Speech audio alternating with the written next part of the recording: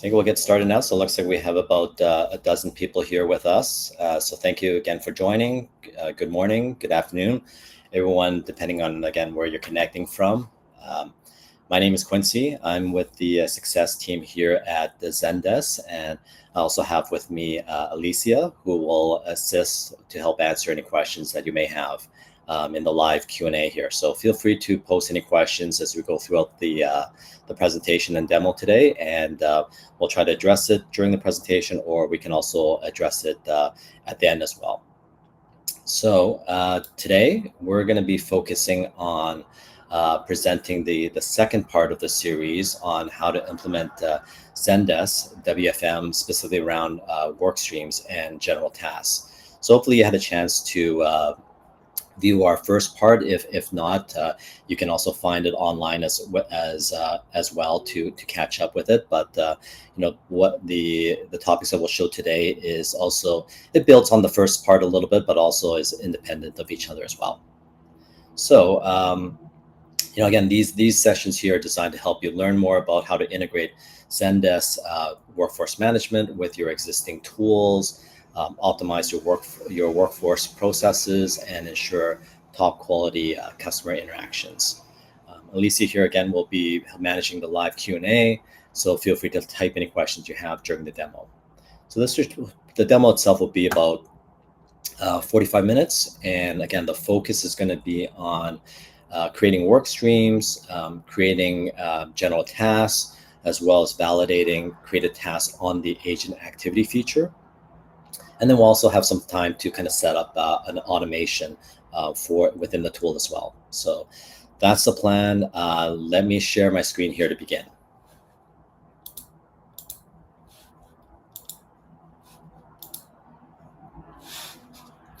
Okay, so hopefully you're seeing that on your side there. Let me know if there's any issues on your side. We're using a new platform for our webinars here, so we're getting used to it a little bit ourselves as well.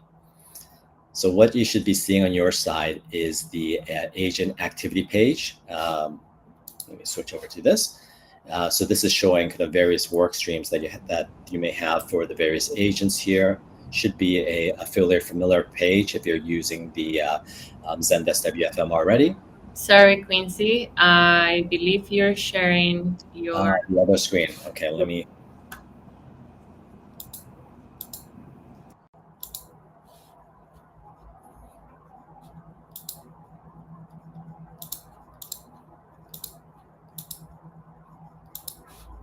Okay, here we go. How's that? Perfect. Okay. And I thought it would switch over, but again, we're learning this new tool ourselves on the webinar platform. So again, let me know if there's any issues on your end as the attendees there. So again, this is the activity, the agent activity page here. So it's showing kind of the various different work streams. Should be pretty familiar to you. And again, just a reminder that the work streams itself are, they basically help kind of organize tickets within Zendesk into custom channels based on specific conditions, which then support your workload management and forecasting. You can create, edit, and delete work streams, and even combine and prioritize them as well if you're part of our early access program.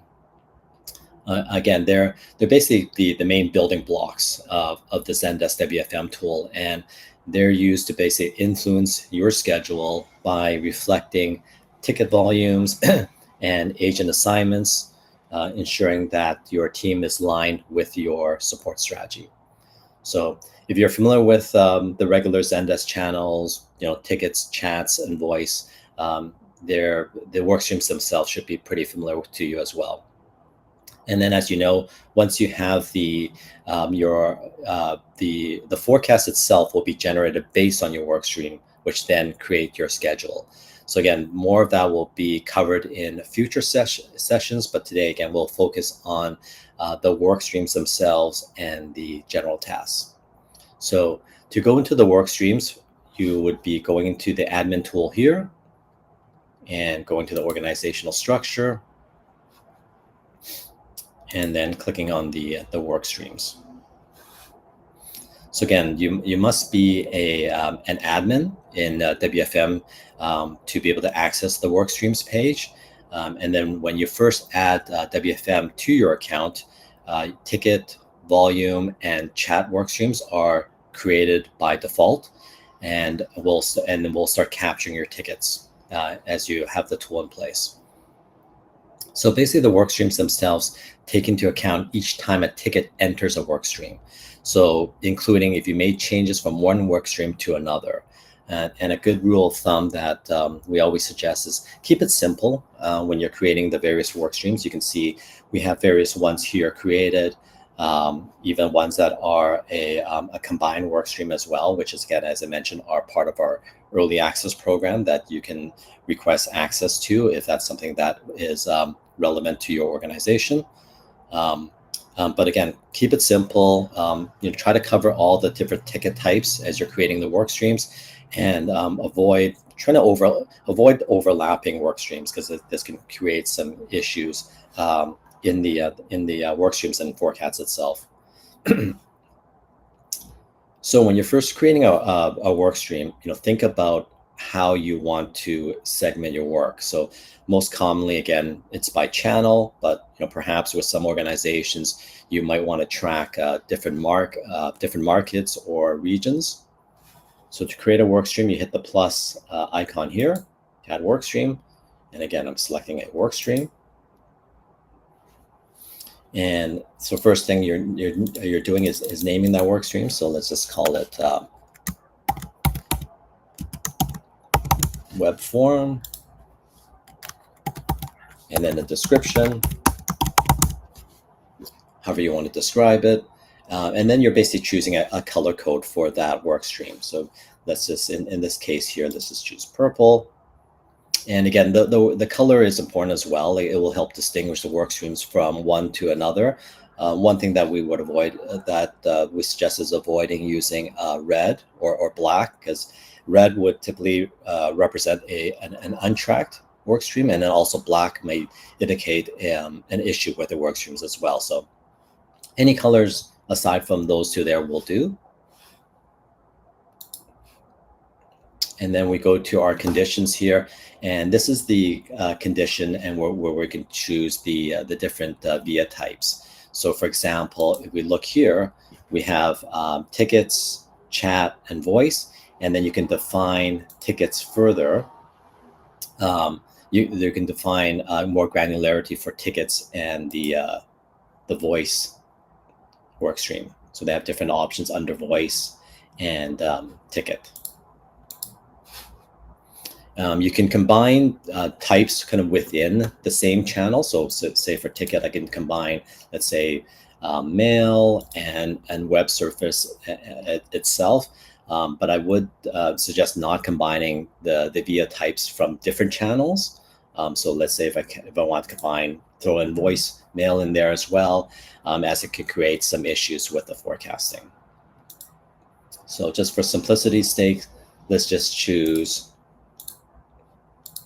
kind of all ticket via types here. And then we come to the conditions here. So basically we have two types of conditions that you can use for the work streams. The first one is meet all of the following conditions, and uses, really the key thing is it uses the and operator. So this means that any condition that you add to this section must be true for a ticket in that work stream to identify with it. So if we say, for example, I want to have a condition that says the group equals, let's just say, tier 1, and I want to add another condition that says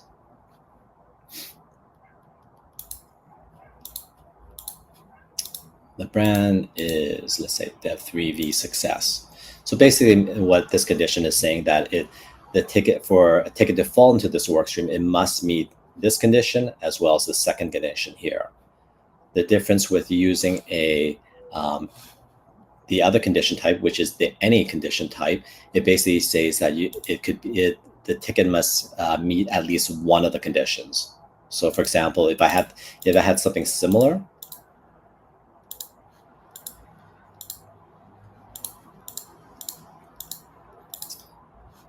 that means this ticket, if I had this this any condition, that means that this tickets can meet either this first condition or the second one, type of thing. So that's the difference within the two conditions here. So I'm just going to take this out just to make it simple, and we'll keep the all condition here. And then the next thing you can do is hit the preview button here. And basically it's indicating that on the preview button, how many tickets fell into the work stream in the last 30 days. So you can see here, it was 2,350 times in the last 30 days. So it's a good test to hit the preview button to make sure that the work stream is working properly, and that it is picking tickets within that work stream. But again, keep in mind that the work stream's preview match doesn't reflect the unique tickets with entering the work stream, because each time a ticket enters a work stream, it's counted. So including when the ticket is actually reopened. So don't be worried if the numbers looks higher than it actually is, because again, it could be counting the ticket twice as well. And then the last thing that you need to do is click on the Agents tab here and select which agents to assign to the work stream here. So you can filter the agents by group, team, location, or if you just want to see all the agents as well. So we say group, and let's say we just want to assign the billing group, the 5 agents here. So we can do that. And then that's pretty much it. And then you would hit save.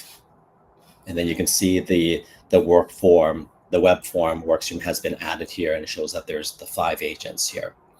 So there's no, currently there's no limit in terms of the number of work streams that you can create, or the number of agents that you can assign to a work stream. However, creating more than 50 work streams, or if you're assigning more than 5,000 agents to a single work stream, may lead to performance issues with the tool itself. And then if you want to edit or delete a work stream, it's fairly easy.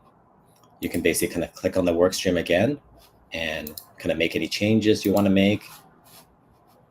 Let's say I just want to add 2 agents to inset, hit save, and that's how you would edit the work stream itself. And then if you want to delete the work stream, you can easily do so here as well. So you can either duplicate it if you're creating something similar, or you can just delete it. So while that's being done, I just want to double check, is there any questions so far on the work streams from anyone? We don't have any questions at the moment. Okay. So again, feel free to type any questions in the Q&A, and we'll try to address that for you here. So I'm assuming most people are probably familiar with Workstreams or have worked with it already. But again, it's a good refresher on some of the attributes with it. So the other thing I want to show you was around general tasks. So general tasks, again, are accessed through the admin option here under general tasks. And again, these are set up by the admin to track agent activities or tasks that take place outside of Zendesk. So this could be non-ticketing work, meetings, breaks, trainings, which again help admins and managers fully understand how the agent's time is being spent. So again, to add so you can see various different general tasks that we've added to our demo environment here. So if you want to create a general task, you're hitting the plus icon here. You're adding a description here. So let's just call it a general task. Let's just call it social media. So for example, if you have agents that are promoting the brand or the company through social media channels,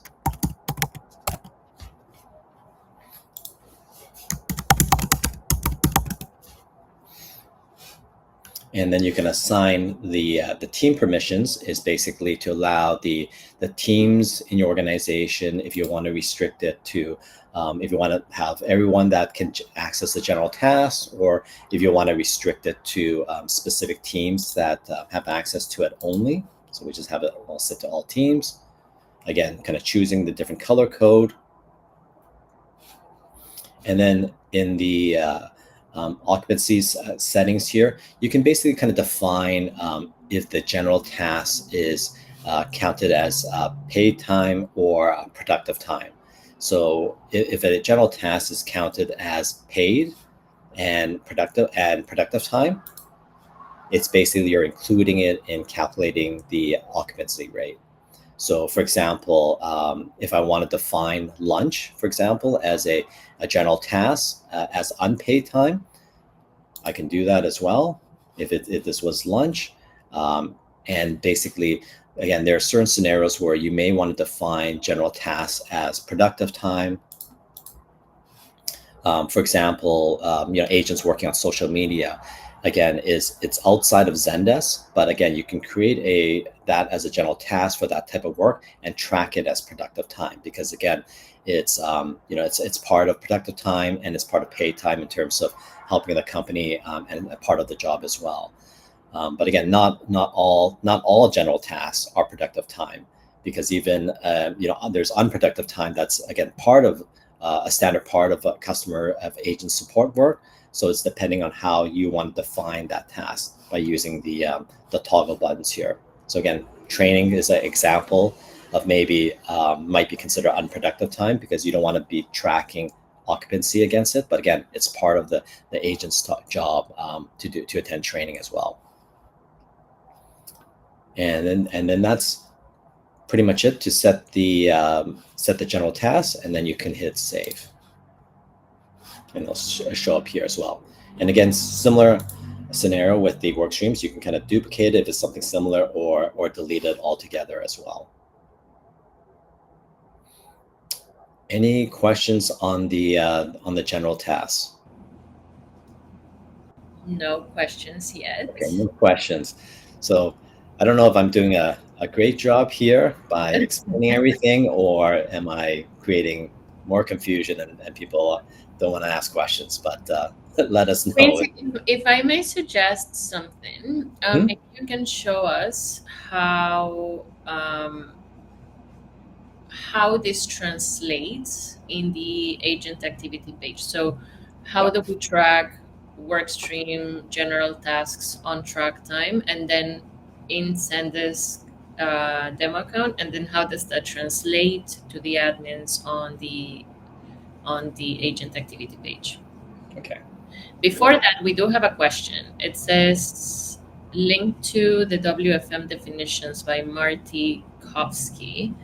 And I guess I need to follow up with a question here. By WFM definition, WFM means workforce management, or are you looking for the definition of the work streams and the general tasks?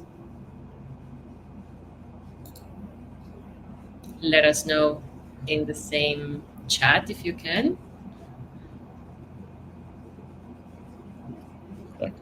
Oh, okay. So this would be the metrics, Marty. So I'm going to post in the chat, I'm going to post a link that explains all of the WFM metrics that we have in the platform. However, in today's session, this is not something that we're going to cover. So what we're going to cover today is how do we map work onto work streams, which is ticket work? How do we map work onto general tasks, which are activities outside of Zendesk, as well as the on-track time, and how does that look on the agent activity page? But if we have time after we finish explaining all of those, then maybe we can touch base a little bit on the metrics. But in the meantime, I will drop that Help Center article for you in the chat. Yeah, and also there are links to it. You might be kind of wondering like what the occupancy settings are, or if you want more details on it, there are links that when you click on them, they will take you to the help pages as well. So if I click on this one here, it'll take us to the help pages that talk about kind of how the occupancy rate is calculated. And same thing if you want to learn more around adherence.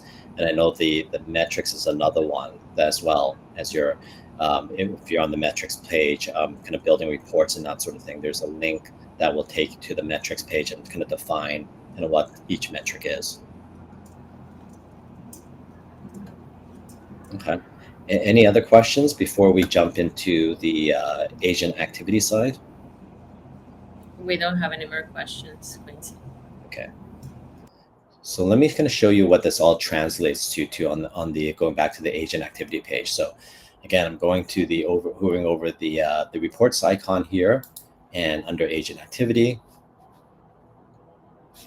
And again, a good thing to look at is when you're on the agent activity page, you can kind of validate if you created the work streams correctly and the general tasks, because you should start seeing some color-coded bars across for the different agents that are assigned work streams. So this will help you kind of visualize the time agents spend in different work streams, general tasks, and untracked time throughout the day here. So if I take a look at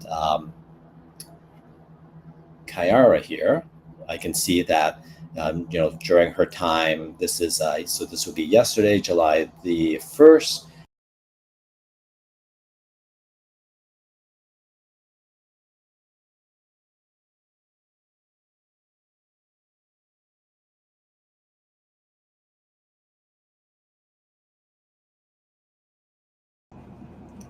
Hi, Quincy. For some reason, you went mute. You went on mute, so we can't hear you anymore. Okay, is that better? Something for some reason flashed on my screen, and I clicked on it, and it probably was the mute button. So let me just kind of go back about 10 seconds here.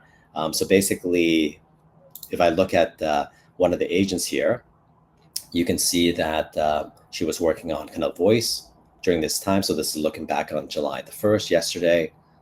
There's some untracked time. She took a break between 10:05 and 10:52, it looks like. Break, voice, tier 2, chat. So again, you can see kind of different work streams that she was working on throughout the day here. And again, you can use this page to see what agents are working on compared to what they're scheduled for as well. So again, a good way to view this page is you can again filter down by group, by the team, by location, or you just want to look at all agents as well. So I'm just going to go back to this group here. And let's go back to our agent here. If I expand the agent here for Kiara, I can see basically what she was scheduled for and what she actually worked on as well. So basically, you can look at, again, kind of the different work streams she was working on, the meetings, lunches, and break. You can kind of look at the talk activity, whether she was in adherence or not. So it looks like the adherence rating was close to 48% here, and then the productivity level. So it gives you a lot of granular information on that agent if you open the agent a little bit further. And again, keep in mind that agents have, they must have a schedule generated to be able to show this information. So if the agent doesn't have one, it's always going to show that they're out of adherence, because and then that will obviously affect the overall team performance here. So you can again monitor adherence percentages, visualize the agent productivity, and also by kind of viewing the points the agents receive while handling tickets. So if I click on the agent's name here further, you can see the right margin kind of pop up here, and this will kind of give you a summary of the information on the one agent here. So this is basically information showing kind of when they clocked in, when they started the first activity of the day, whether it could be a task other than ticket work, if they attended a meeting, or again, you can kind of create again those general tasks that we talked about to manually clock them in as well. So again, keep in mind that the activities that agents perform in Zendesk are automatically tracked. So any activity that is displayed on the agent activity page here is separated into kind of the various work streams. Again, general tasks, or could be untracked time as well. Again, you can see the productivity breakdown here. And again, the points are metrics that measure the agent's ticketing activity. So for example, if an agent receives a point to when they change the status of a ticket, when they close a ticket, and that sort of thing as well, to kind of measure their productivity. And then you can kind of, again, if you hover over the work streams, it kind of gives you a little bit more detailed information on Kiara here on kind of what the time she spent on various tickets and that sort of thing. And then I can also click on one of the work streams, and if I click here, it will actually open the ticket as well. And you should see that on your side. So that will actually open the actual ticket to see the details of that ticket as well.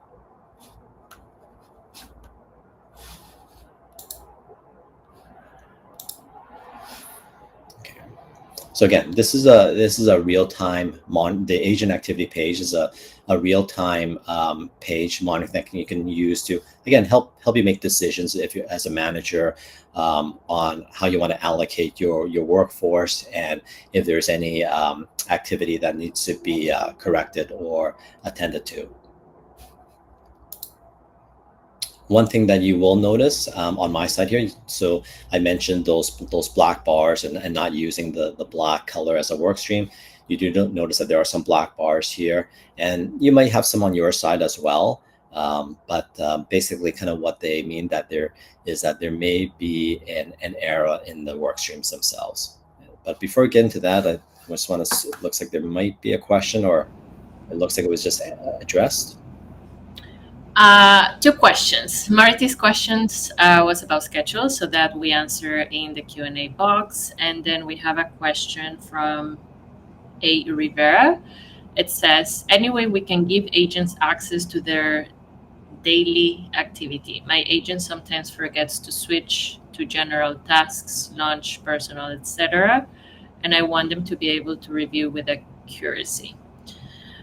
You could certainly enable agents to access agent activity page. However, we don't recommend to do that because the WFM platform is meant for admins, so you can track their activity in a better fashion. Now, we do have something called performance, I believe. Quincy, can you keep me honest here? Is it performance boards? I believe so, yes. And then I don't think it's released in general availability yet, but basically the agents are going to be able to track their activity within their Zendesk account. So they are not going to need to have access to the platform. But in case that you will want to, you still could.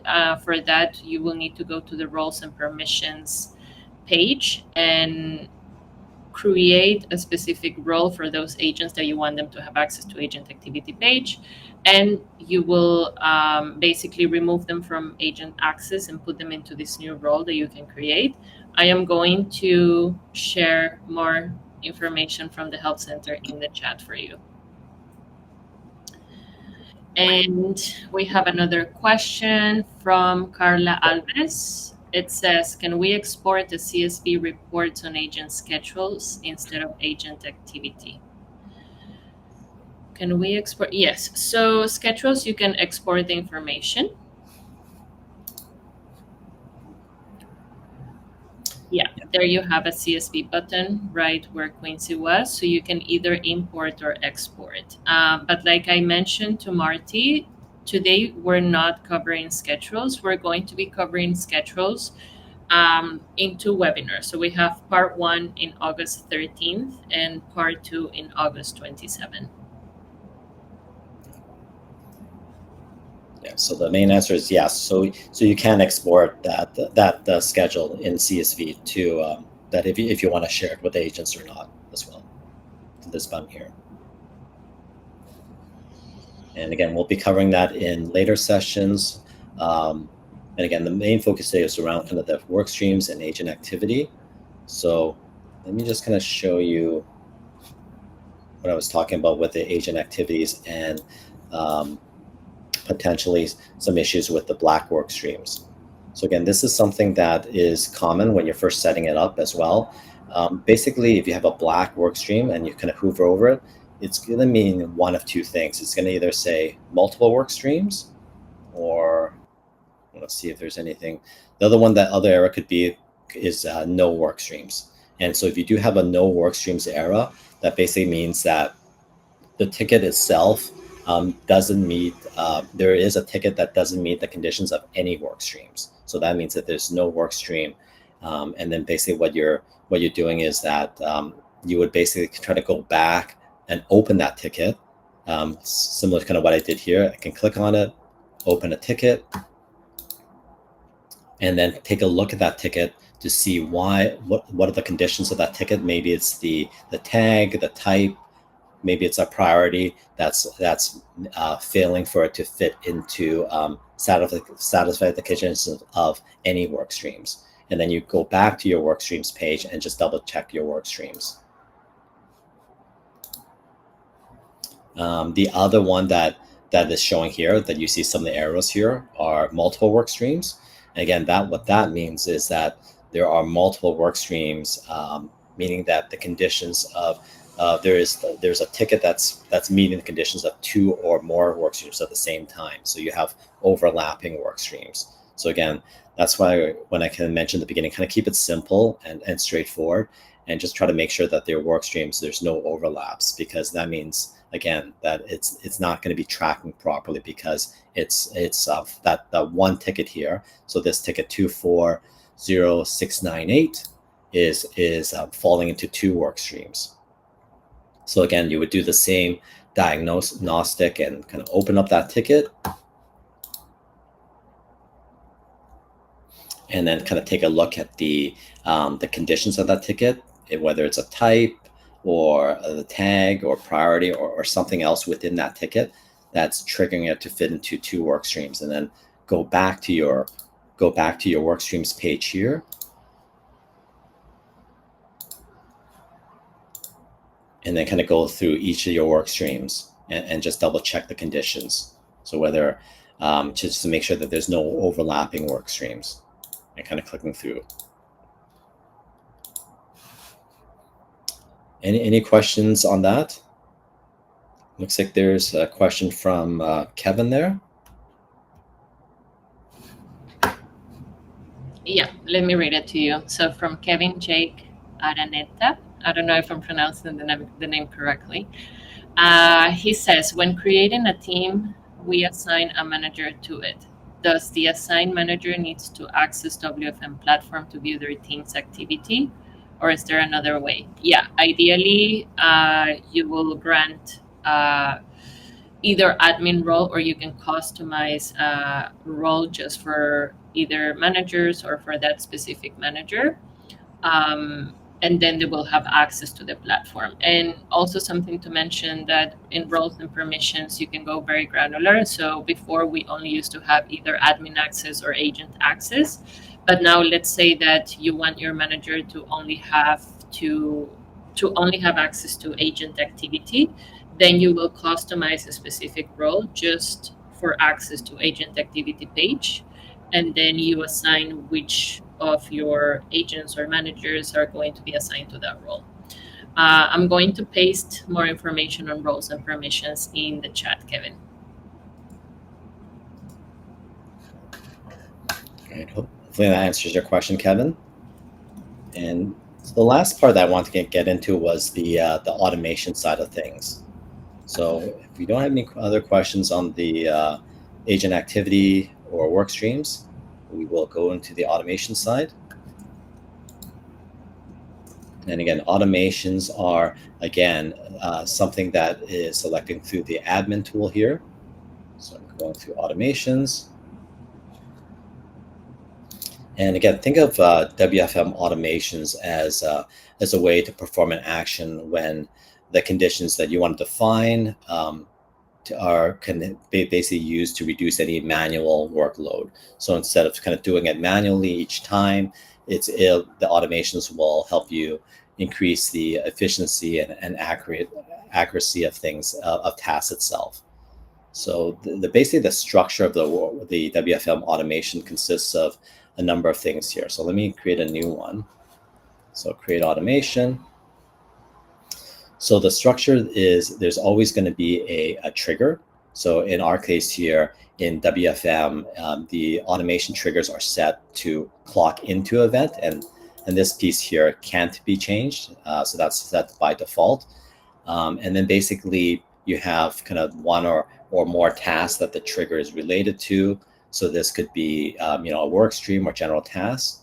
So let's just create one here for example purposes. So a common one that a lot of our customers typically set out is clocking out an agent. So a lot of times that it could be a common issue where agents forget to clock out at the end of the day, and it looks like they're continuing working on a work stream or a general task. So one that you might want to set up is clocking them out automatically. So we'll just have that as a name. So again, the trigger itself is they must be clocked in to something. So in the task here, we can just say, let's just say any general task, for example, or any work stream. And then the duration basically sets up, it measures how long the event must occur before the automation activates. So let's just say 30 minutes. And then the action to perform for the automation. So again, these are, there's a list of predefined actions. So in this case here, we'll say clock out user, delete time shift, end the day. And then basically, so you can think of the structure as a statement, right? Like, so you can basically read it as you want to run this event to basically, if someone is clocked in to any general task or any work stream for more than 30 minutes, clock the user out, delete time shift, and end the day. So that'll kind of give you a chance to kind of review it and just kind of read it in that format to see if you're setting up that automation effectively. And then here, you would basically assign the agents that you would want this to apply to. So let's say if I want to assign this to everyone, you can click here. Again, you can choose it by team as well, or if it's just all team members, and then kind of hit create that automation. And again, keep in mind that the automation itself doesn't run retroactively, so it will not kind of go back and perform that action. So basically, the actions that are performed for agent activities occur when at the time that the automation is created itself. Any questions on that? Looks like there is a question there. Yeah, we had a question from A. Rivera. Can automations affect their talk status?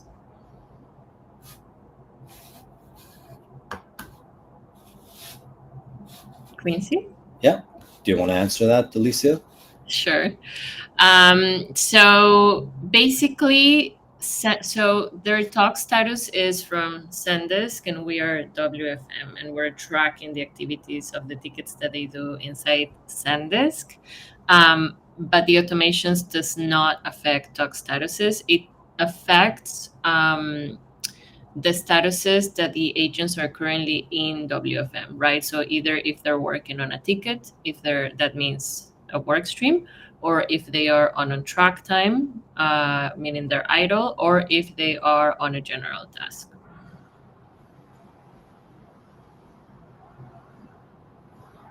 Let us know if you have further questions.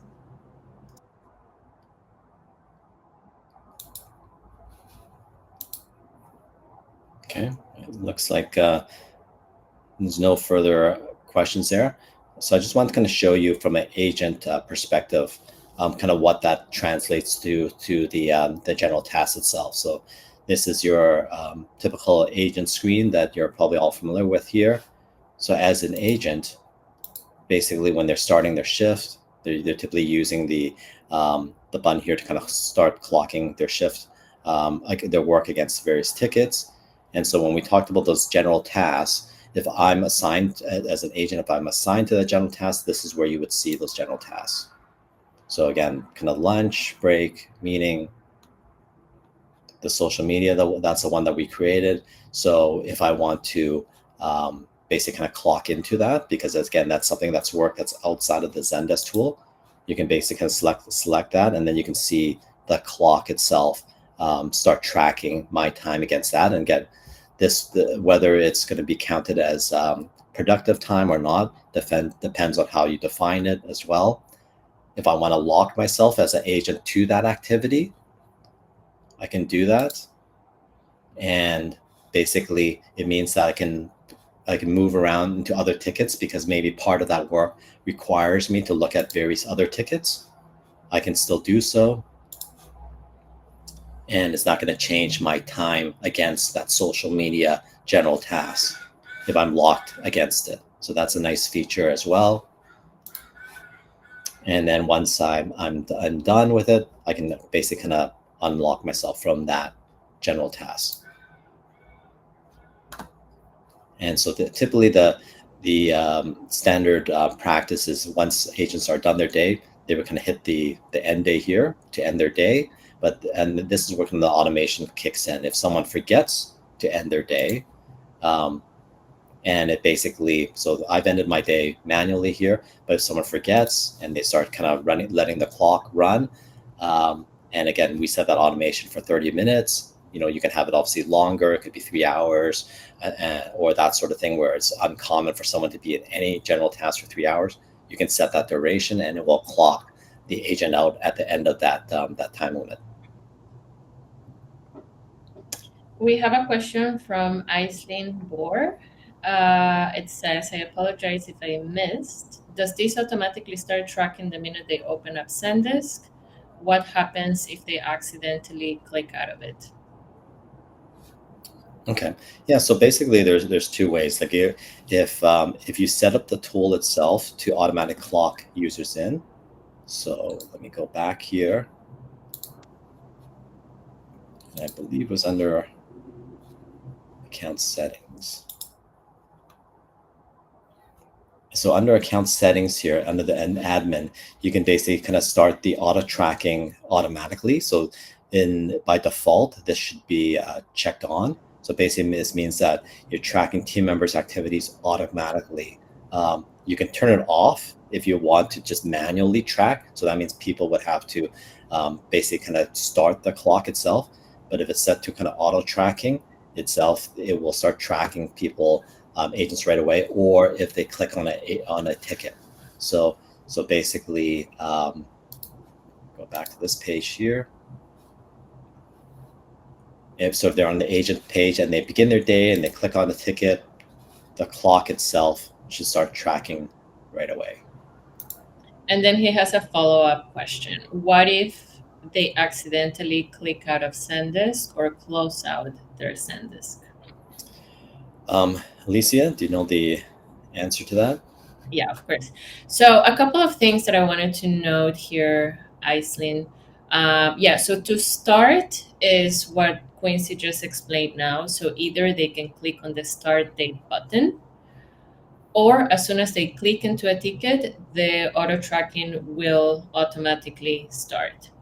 Then if they leave their Zendesk either a tab or a window, or if they close Zendesk, we are still going to be tracking that. And the reason that we do that is the agents are not just on Zendesk, right? Sometimes they're working on different platforms, sometimes they're checking emails, whatever the case may be. So even if they leave Zendesk, we're still going to be tracking the last activity on the last window that they had on. That's why the automations that Quincy explained is good to take place in the case that they completely forget. Let's just say I'm an agent, I forget to click on end day and I just close my computer. then the automation is going to be triggered once it has completed the time of the automation. So in this case, I believe Quincy said it was 3 hours. And then the system will automatically kick your agent out, end their day, and delete those last 3 hours. And if they accidentally, by any chance, they decide to end their day manually in the middle of their day, it will show again for a period of time they're not going to have activity. But again, as soon as they clock into a ticket, they click onto the ticket, the auto tracking will start again. And you're welcome. Okay, thanks, Alicia. Any other questions there?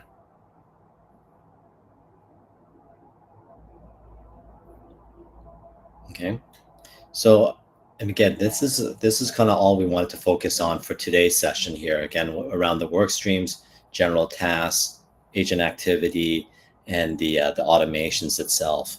Our next webinar is going to be in 2 weeks' time, and it's going to expand on this a little bit further, and I believe kind of getting into more the forecasting, and then in a later session after that, 2 weeks after, more around the scheduling itself.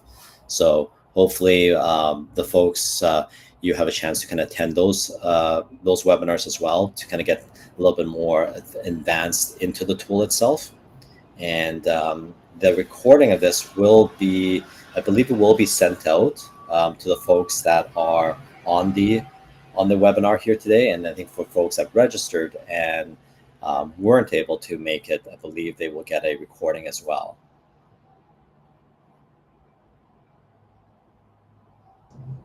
Yes, something that I wanted to mention for Marty, because you wanted some information on the metrics and the definitions of the metrics and how we track everything.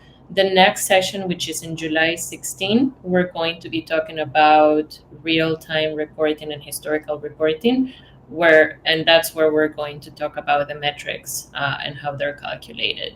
And then for Aislinn, yes, the recordings are sent. However, I did answer in the Q&A box, in the Q&A section to your message, because we do have a YouTube playlist, and basically is what we usually cover in the webinars, and you should follow it in chronological order, because we start with the admin setup, and then a lot of features depend on other features to be set up first, right? So we can really do forecasting until we do Workstreams, for example. So just follow step 1, step 2, and then you will be set.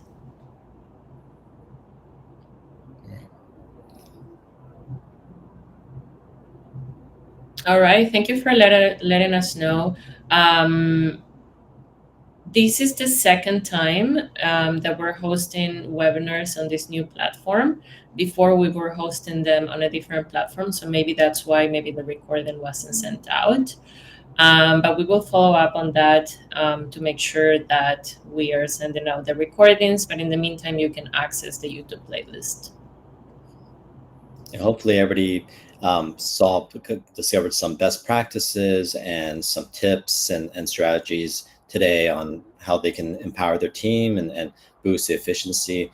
I know we spend a lot of time kind of on the work streams themselves, and it may sometimes seem simple on the surface, but it's pretty vital to the tool itself to have it set up properly. And once you do have it set up properly, it will make the later features and portions of it a lot easier around kind of the forecast and the scheduling, which I know a lot of people have a lot of interest on. But again, the core piece of it is around kind of making sure you have the work stream set up properly. So that's why we kind of dedicate almost the full session to it today. So I just want to give it one more opportunity to see if anyone else has any questions before we end the session today.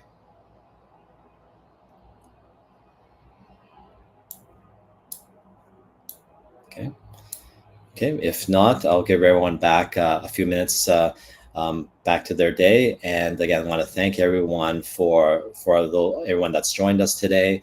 And hopefully we'll see you again in the future sessions here. So thank you again, and see you all next time. Thank you, everyone. Have Cheers. the rest of the day. Bye. Thank you, Quincy. Bye now.